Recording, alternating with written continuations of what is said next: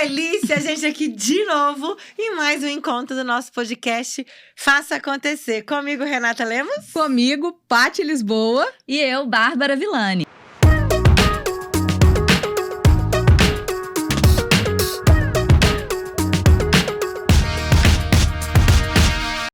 Já fizemos um esquenta aqui antes de entrar com vocês. Gente, porque é sempre muito bom esse encontro. E como que a gente traz assuntos atuais, importantes para nossa audiência e que a gente vive no dia a dia, não é isso, gente? É fantástico, fantástico. Olha, e aí tá pintando um assunto agora, que é um negócio que tá virando um movimento. Não sei se vocês ouviram falar disso, eu queria trazer como nosso tema aqui, que é a grande renúncia. É a fuga de talentos das empresas. Tem muitos profissionais, C-levels, enfim, que eles têm simplesmente falado, eu não quero mais. Né? E isso está se tornando uma grande preocupação das organizações que estão perdendo profissionais para o mercado ou simplesmente eles estão saindo e que também eles não conseguem atrair talentos. Né? Como é que eu vou fazer para eu reter e para eu atrair talentos? Existem vários cases disso aí. Eu queria trazer esse assunto aqui. O que vocês acham? Nossa. Ótimo! Esse assunto é espetacular, até porque, como você disse, né, Renata? Esse é um fenômeno que está acontecendo no mundo, né? E ele foi primeiro apontado nos Estados Unidos, mas aqui no Brasil não é diferente, né? As pessoas, elas começaram a entender, e esse fenômeno, o motivo não é exclusivamente a pandemia, mas a pandemia foi sim um gatilho onde as pessoas entenderam que qualidade de vida, felicidade profissional não se compra. Então, muitas vezes, elas tem preferem… dinheiro que pague, né, gente? Exatamente. Elas preferem abrir mão de um emprego maçante, opressor, aonde ela não se realiza, é onde ela não encontra propósito e buscar outras oportunidades, né? Eu, inclusive, sou uma grande entusiasta desse movimento, né? A gente, como consultora de empresa, a gente sabe que isso é realmente uma vulnerabilidade. O que as empresas, então, vão ter que fazer para se reinventar? Né? A grande pergunta também é essa aí. Ô, Paty, você falou aí que a pandemia foi um gatilho, né? Assim, eu acho que as pessoas tiveram a oportunidade de se conscientizar do minimalismo, que viver com pouco é melhor. Que é bom também, né? Que é bom também. Mas com pouco, assim, quantas vezes a gente sai sem querer sair? Quantas vezes a gente compra coisas sem precisar? Quantas vezes a gente… Então, não sei, talvez tenha a ver com isso, né? Tem a ver com isso, tem a ver com a percepção de valores, de eu entender assim, o que realmente tem valor na minha vida. Gente, o que importa? O que realmente importa? Né? Isso é algo que tem feito, né? Essa pergunta tem ficado na cabeça de muitas pessoas. Eu não me lembro o nome, mas eu vou olhar aqui. E falando de um executivo de uma empresa de não sei quantos bilhões, que ele falou assim: estou saindo. Mas o que você vai fazer? Eu só quero ficar na praia. Eu vou para a Austrália, né? né? Um executivo que trabalha na Inglaterra, que está se aposentando aos 52 anos. 52 anos, ele falou assim: não, eu não quero nada, eu não sei o que eu vou fazer. Eu só quero um tempo para mim, para minha família, eu quero ir para a praia, eu quero poder viver. E quantas pessoas ao longo da sua carreira, né, não tem esse tempo de viver ou de refletir sobre si mesmo? E aí que vem essa importância desse equilíbrio, que eu acho que você falou tão bem, que as pessoas com a pandemia, elas tiveram uma outra consciência a respeito disso. Então, elas tiveram uma oportunidade de pensar sobre isso. Eu não tenho dúvida, né? A gente fala muito de que as coisas acontecem, enfim, mas a pandemia foi uma grande oportunidade para a sociedade, né? Para nós profissionais refletirmos em algumas coisas que são muito importantes na nossa vida. Assim, né? Para uma grande… Porque foi um caos, né, gente? A gente sabe que, né? Nós voltamos aí para… Mas, apesar de tudo, eu considero… Eu fui vítima pesada, né? Mas, apesar de tudo, eu considero que foi mais benéfica do que maléfica. Olha que loucura isso. Olha a loucura da nossa percepção, né? Que loucura. E é verdade, né, Bárbara? Você teve perdas reais, consideráveis. Né? Mas eu não associo totalmente a isso, sabe? Assim, enfim, papo para outra coisa. Mas eu acho que a gente teve uma baita oportunidade para muita coisa. Quantas pessoas se reinventaram, né? Se redescobriram. Tanto nas suas relações pessoais, nas suas suas relações profissionais durante a pandemia. E isso ditou todo esse movimento, impactou todo esse movimento dentro das empresas, da liderança que a gente fala muito aqui, da saúde mental que a gente fala muito aqui, né? Da saúde emocional que a gente fala muito aqui. Isso impactou em tudo. Ô, Rê, você falou aí desse caso aí, desse executivo, né? Ah, cansei, quero ter um tempo para viver e tal. Nós três, né, somos provas vivas, né, que já fomos em algum momento da vida executivas e já optamos por não ser. E eu escuto, eu sempre falava, eu lembro que na época que eu tava, não suportava mais, eu sempre falava assim: mundo corporativo tem prazo de validade. Essa era uma frase que eu sempre falava. E hoje eu escuto tanta gente falando isso, assim, pra mim já deu. Eu não consigo mais. O tanto que suga a gente, né? O tanto que suga. E isso não quer dizer que se a gente vai empreender, né? Que vai ser mais fácil. Gente, que é mais fácil, vai Que vai trabalhar ser mais- menos, não, tá? Vou contar que isso é ilusão. Ilusão total. É Se você- total ilusão. Se você monta seu próprio negócio, você trabalha Você muito trabalha mais. muito mais, né? Então, mas quando a gente fala, né, do trabalho em si, eu acho que está muito ligado ao propósito, como foi dito, no sentido, naquilo que você faz bem, naquilo que você gosta de fazer, né? Aquilo que te faz feliz. E as pessoas falam dessa utopia, né? Felicidade, trabalho. Será que isso existe mesmo? E essa é uma das causas dessa renúncia, muitas vezes, né? E o que vocês acham dessa felicidade e trabalho? Vocês acham que isso é utopia? Isso é mimimi? De jeito nenhum. É blá, blá, blá. É real, não é, gente? Não acho que é utopia de jeito nenhum. Eu acho que é totalmente Quando possível. a gente fala na questão da felicidade, a gente tem que categorizá-la em duas situações, né? Ó, a psicologia positiva.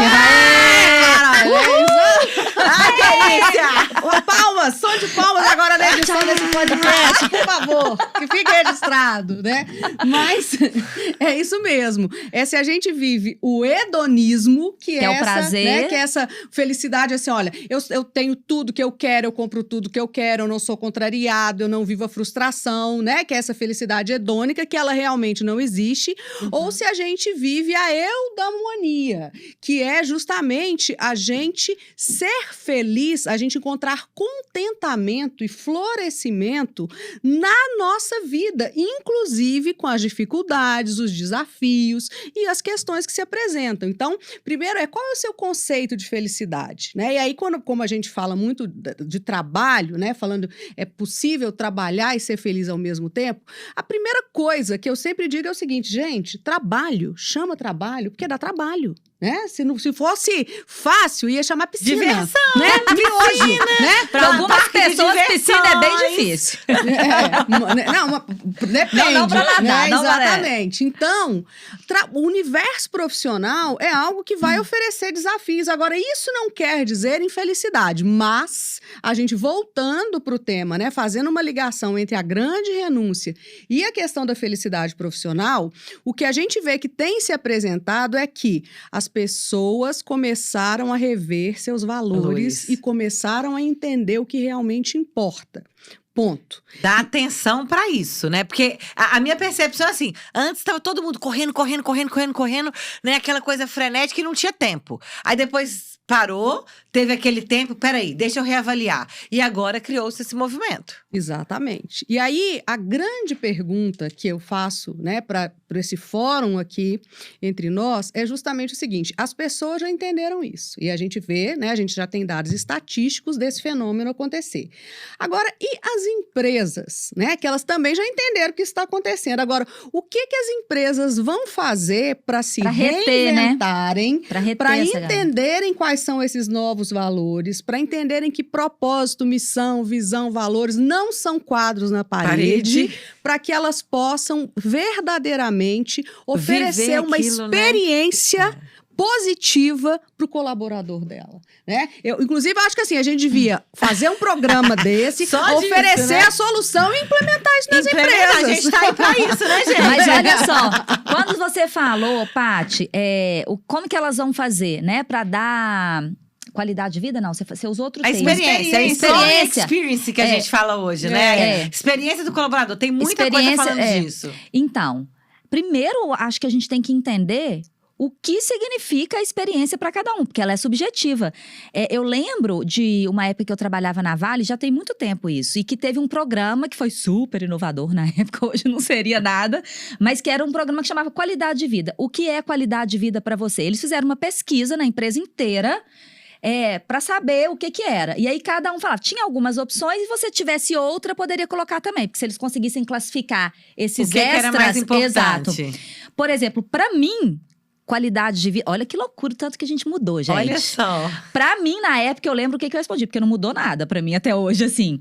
Era… Eu me sinto bem fazendo exercício físico pela manhã. Então, eu queria chegar na empresa 10, 11 horas da manhã e sair 7, 8 da noite. Isso pra mim seria qualidade de vida. Porque de manhã você resolvia. Eu resolvia e eu ia trabalhar feliz. Olha que loucura. Pedindo 2, 3 horas de encaixe, de flexibilidade no horário pra ter qualidade de vida. E olha o que a gente tem hoje. Trabalho remoto, olha que loucura. Flexibilidade. Mudou Com muito. tanto que as coisas evoluíram, né? E você falando disso, hoje eu faço trabalho com uma empresa lá na Nova Zelândia, que é muito bacana. E lá na Nova Zelândia, a qualidade de vida é algo muito importante para a cultura neozelandesa. E aí, a gente fez uma pesquisa de qualidade de vida. Primeiro, a gente fez uma pesquisa de cultura. Qual que é a cultura estabelecida e o que as pessoas queriam? E assim, 70% querem qualidade de vida. Foi um dos Olha maiores isso, gente. índices que eu já tive em pesquisa. Mas aí, como que categoriza Legal. essa… Agora, o que é qualidade de vida para vocês? Exato. Né? E a gente rodou uma outra pesquisa do que é qualidade de vida. E o que mais trouxe, né, um dos indícios aqui foi eu ter tempo para estar com a minha família, eu ter tempo para passear, eu ter tempo para cuidar de mim. Né? Um pouquinho disso Ou que você seja, falou, né? O recurso mais valioso hoje em dia continua sendo o tempo. Continua sendo o tempo. A pessoa quer ter tempo para ela poder ir passear num parque, fazer uma atividade Olha, física, ela ter tempo para levar os filhos na escola, ela ter o tempo para sair com o marido e jantar, né? Porque eles não tinham muitas vezes, né? Ou isso é a qualidade de vida que eles entendem. E a gente começou um programa todo assim, primeiro entendendo e como que então que a gente vai trabalhar essa flexibilidade, né? Esse movimento interno, partindo pelos valores, revisão de valores. Quais são os valores importantes para que a gente conecte essas pessoas? Que também acho que é um outro assunto aqui para fazer. Como é que faz, né? Como é que faz isso? Mas é isso, eu acho que quando a gente consegue integrar, que você perguntou, né, Paty? A questão, a gente sabe que isso é uma necessidade das pessoas e que cada uma tem uma. A gente sabe, agora é o olhar, como é que a empresa vai fazer isso? Será que consigo atender todo mundo? Todo mundo Difícil desse jeito? também, né? Eu tenho uma sugestão. Ótimo. Primeiro Não dá lá de graça, não. Vamos vender. Afinal de contas, Isso é consultoria. Esse é o nosso negócio. Isso é consultoria. Vem com a gente aqui que a gente faz. Eu vou dar só um spoiler. Tá. Assim, ó. Cala a boca, Renata. Não fala. Né? Mas são experiências muito legais. Então tá, vocês também não vou falar. Pronto. Não vou falar. Mas eu acho assim, né, que o principal é a empresa olhar para dentro dela. É assim, que tipo de comportamento eu quero valorizar, eu quero incentivar, né? Que tipo de empresa eu quero construir, para que eu construa isso. Quais são os comportamentos que eu preciso? E transformar isso, igual você falou, valores não é para ser quadro. Valores têm que ser intangibilizados em comportamentos. Eu tenho o valor de trabalho em equipe. Trabalhamos juntos assim. Comportamentos para as pessoas entenderem e falarem, é assim que a gente tem que ser. E aquelas pessoas que não vão estar alinhadas, elas não vão sentir pertencentes, algumas vão sair, mas outras que acreditam naquilo vão vir. Mas isso tem que ser muito explícito, tem que ser vivido. Ou seja, não pode ser da boca para fora. Claramente de cultura, né, De cultura. Né? Não tem jeito. O que vai acontecer é isso. Se a empresa ela tem muita clareza de qual é a cultura dela, ela só vai atrair e vai reter talentos que tenham essa mesma aderência. Então, vai perder gente, construída, né? E ela é uma vez eu postei uma coisa, um card que era assim: cultura é o que acontece na empresa quando o dono não tá lá. Ou seja, os valores estão tão arraigados, as pessoas vivem tanto aqueles valores, é tão natural, que é o que acontece. Você não precisa de impor. Não. É assim, aqui é assim. É o jeito que as coisas acontecem aqui. É o jeito de ser. Né? É aquele dia a dia, é como eu trato a pessoa, é como eu falo, né? Então, são coisas assim, por exemplo, vou dar um exemplo. Tem uma empresa que ela tinha lá, começou um movimento de qualidade de vida. Ok? Aí chamou lá um personal para fazer atividades, enfim. E aí todo mundo podia participar, era online, as pessoas… Criou-se um movimento porque aquilo as pessoas queriam. Tinha uma equipe que disse que não podia fazer. Por que você não pode fazer? Uma equipe não podia fazer, né? Porque…